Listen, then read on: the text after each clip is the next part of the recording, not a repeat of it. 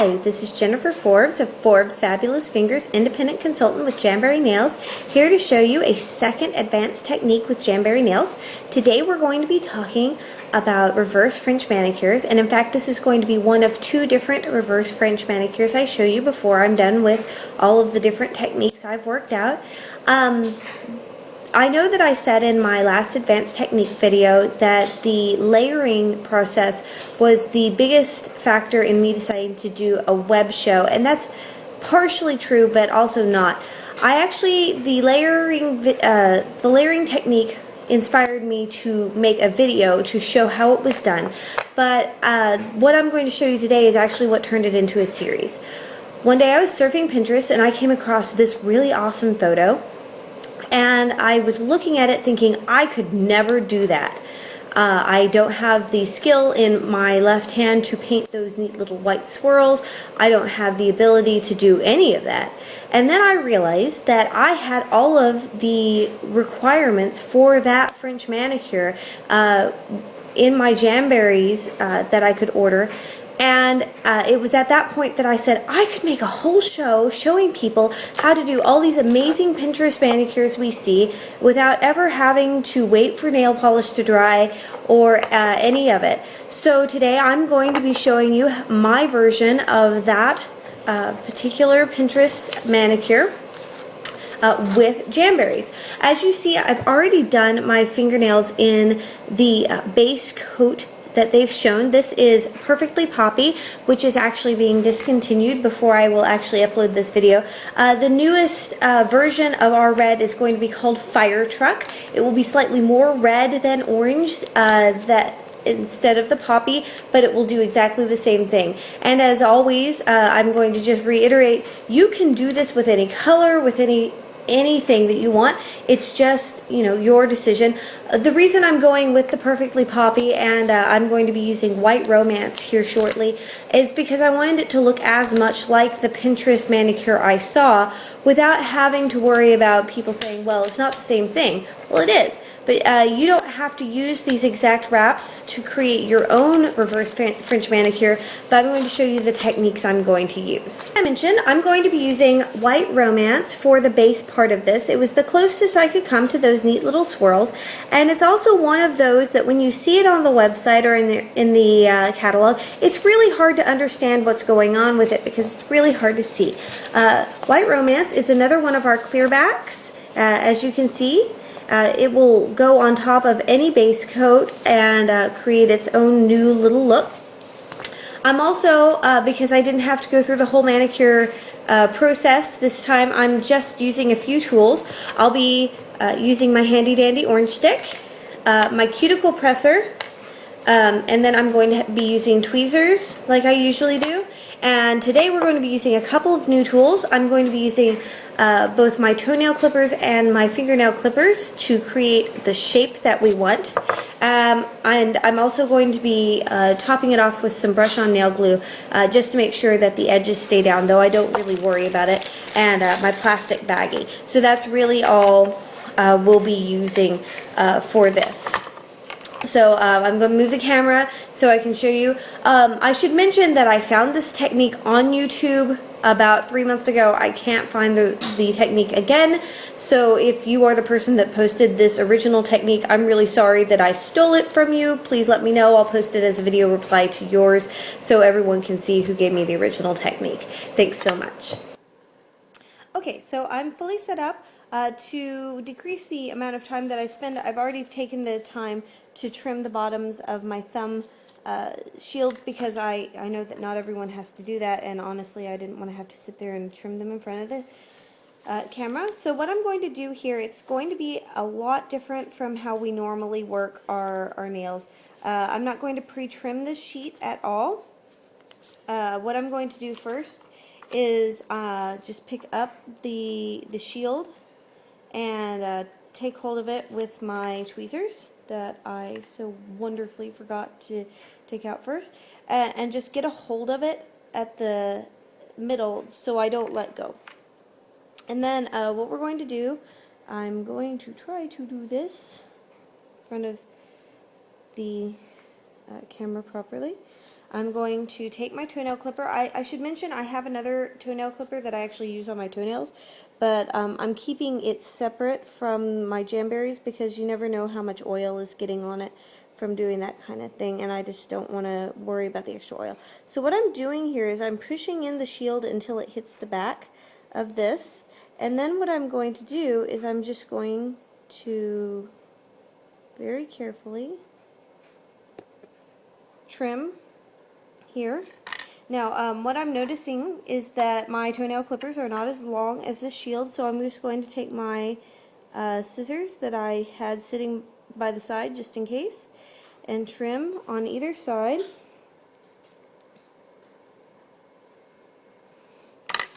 And then I'm going to pull the rest of the shield away from what I've trimmed off there.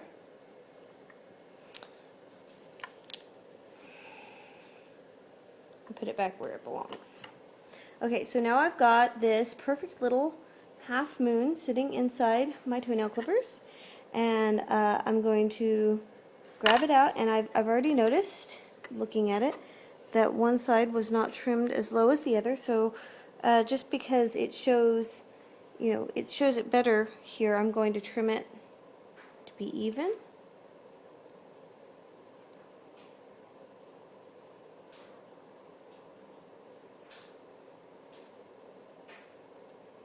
Okay, so now I have this half moon. It looks almost exactly like what we saw in the picture. Just one quick grab of an extra piece. Now, even though it's not going on top of my nails, I always try when I'm layering things to not actually touch them because I don't know how much the hand oils will affect it. So of course we have to hold it in front of the heater. Again, I'm just using my heat instead of my Jamberry and my Jamberry heater, and you can see that I'm not actually putting it on the heater this time because it's so small I'm afraid it'll fall in. Okay, so I'm just going to line this up with the bottom of my nail like I would with a normal shield, and it's very stuck to my, there we go.